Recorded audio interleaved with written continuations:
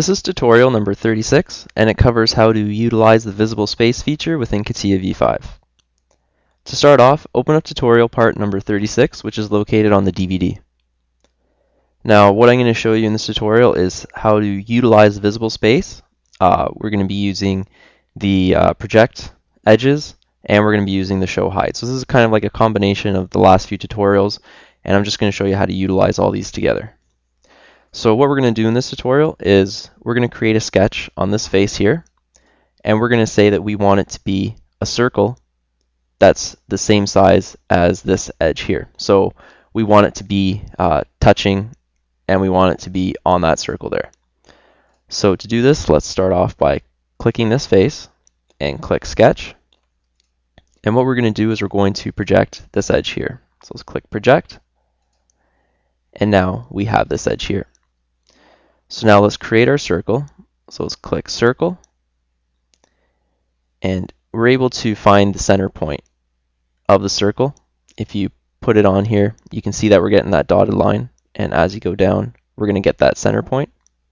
So we have the center point, and now we're going to drag it out, and we're going to make it touch this edge here. So now we've created our circle. The only problem though is that we have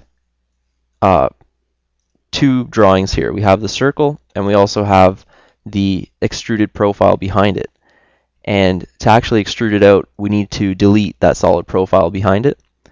The only way to do that is by swapping the visible space, showing and hiding, and to get rid of that other drawing. So we need to get rid of it, because if we don't, we're not going to be able to extrude it out.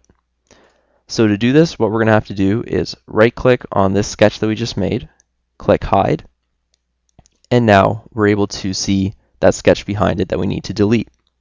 If we didn't hide it, there'd be no way of selecting that edge and deleting it. So let's click and click Delete. Now we'll swap our visible space, and when we swap, we're able to see the drawing that we just hid. So let's right-click on it, click Show, swap again, and now we have our drawing.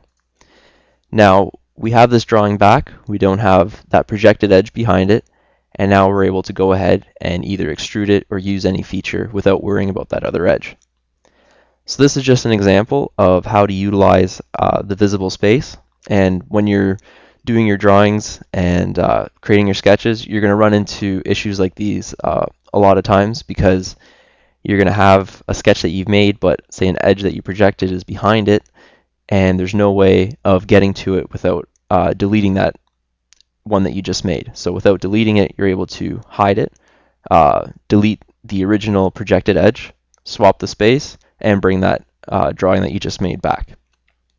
And that concludes our tutorial on how to utilize the visible space within CATIA v5.